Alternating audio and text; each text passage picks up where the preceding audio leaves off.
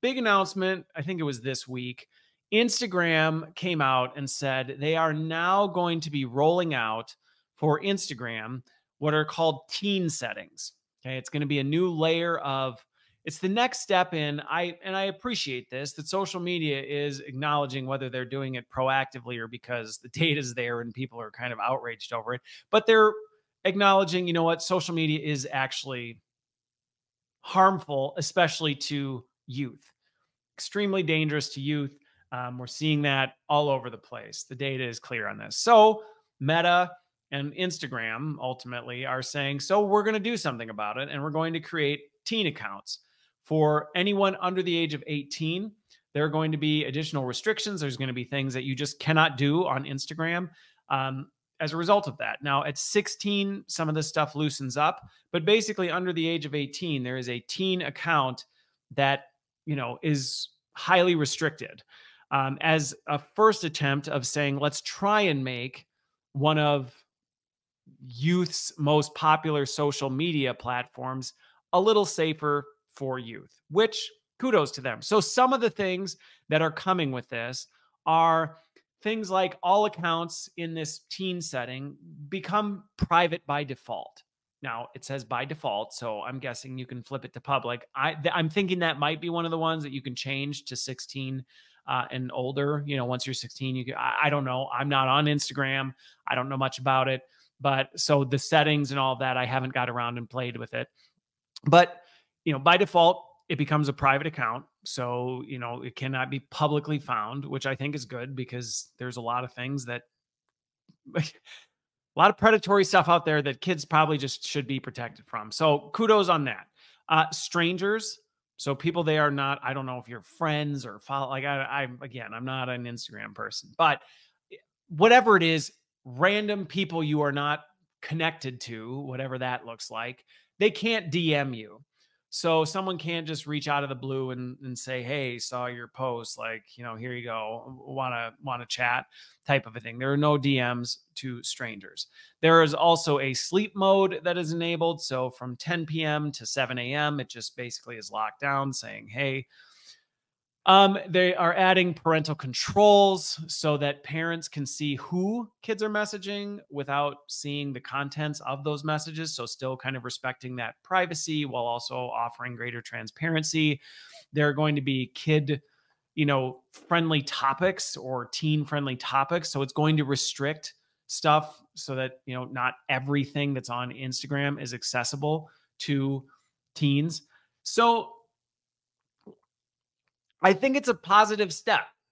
I think it's a good thing. I think I guarantee there are going to be teenagers who are outraged about it, who are going to, there's probably going to be parents who are outraged about this, who go, my kids are mad. And like, you know, I don't support big tech throttling what my kids can do and whatever. And in some ways, I understand where that argument comes from. I do. It's not fun to have a tech company make rules about how you can use its platform. However, and I think this is the part that people forget, it's their platform and it's free for you.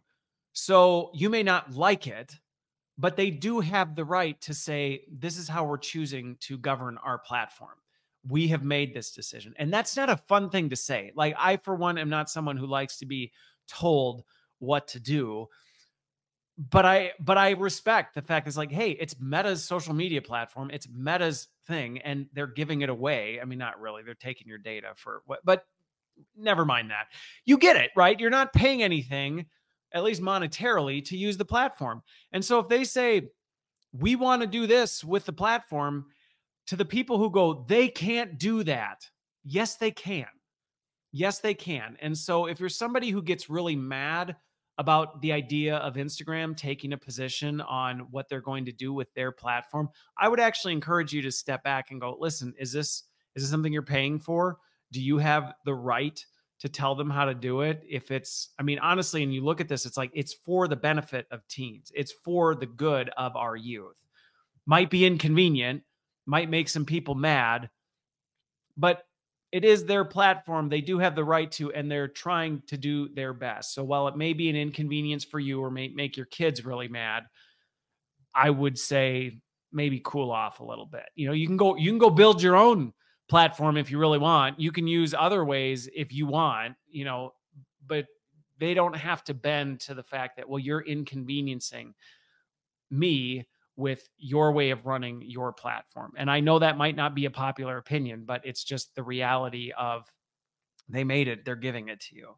Um, and in this instance, I can't see anything where I would go, well, this is discriminatory. This is violates some sort of, human right. Not social media is a human. I mean, it's optional to even be on it. So that's where when people get really feisty about this stuff, I see some of the same things with TikTok where it's like, come on, it's their platform. Cool it. So I think it's a good step. Some of the things that even in conversations I've had already, and even I initially thought was like, I appreciate the step, but I mean, I was a kid. It's not going to be hard for kids to get around this. Hey, how old are you? Oh, I'm 18. Are you though? Check yes to confirm you're really 18. Yep, I'm 18. Um, so but I dug into it. Like, how are they going to validate this? Because that's, I think, people's initial reaction. Well, won't kids just lie and say they're 18? Type of a thing. And they're doing actually some pretty robust stuff with it to put in validation, video identification to try and validate. Like, you have to actually send a video that they can try and detect your age to see if it's accurate. Looking at your ID, providing ID to prove that you're over 18.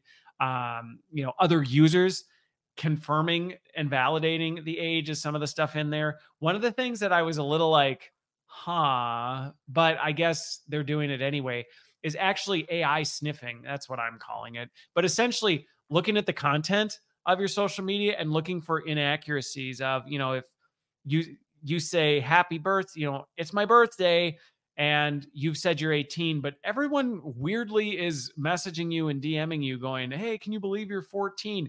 All of a sudden it flags it and goes, I think you lied to us about your age. You're not 18 years old. Now, how far they'll go with that, it doesn't get into all the terms of like, so what exactly are you looking at? And what are your data practices about that? Which is always a black box in these tech companies and makes me uncomfortable. But those are some of the ways to the folks out there going, I like this, but there's just no way they're going to be able to, police it. Well, they've actually got some pretty good ways to police it. The thing with it though is kids are going to get around it. I don't know if anybody else has, looked into some of the YouTube Kids stuff, but there's a lot of stuff on YouTube Kids that is not kid friendly and has actually been outed as like, this is not only not kid friendly, like this is predatory type stuff. So are there always going to be people breaking the rules? Are there always going to be people trying to go around it, doing whatever they can? Yeah, there are, which is why my advice to parents on this is, well, I think it's a great step, and I appreciate Meta taking the effort to say, hey, we are going to do what we can, which is we are going to put restrictions in place. We are going to put parental controls in place. We are going to put additional, ways of checking and balancing this to make sure any parent out there who's putting their trust in Meta to take care of their kids' well-being on social media, that's a mistake. And as a dad of 8, I will just say firsthand, if you as a parent are subjugating the responsibility of parenting your kids on social media and making sure that they're, being safe and stuff like that, like don't. No judgment, but I'm just telling you that is a mistake and it will not end well for you. So as a parent, if you have youth on Instagram, I personally have just made the choice, and we've discussed this with our kids openly, that they are not going to be on social media until they're at least in their late teens. It's just something that I've seen the destructive nature of it. I know what it's capable of. I want to protect my kids. Now, that's a personal decision. I'm not sitting here saying any parent who has their kids on social media is a bad parent. No, I think every family needs to weigh and evaluate that themselves. What I will say is, though, it is a foolish mistake to trust Meta to parent your kids' social media activity. That is, you as a parent have a responsibility to have a relationship with your kids, to understand, to have open dialogue, to do things like that. And to be clear, I'm not someone who's a big advocate for invading your kids' privacy, snooping, you know, policing every single thing they do. What kind of trust does that build? And how does that set them up for success as an adult? So I'm not coming at this from a draconian, overlord of your kids' tech usage. No, I'm just saying you do need to be a parent and you need to have a responsibility to be involved in that. And Meta's not going to replace that.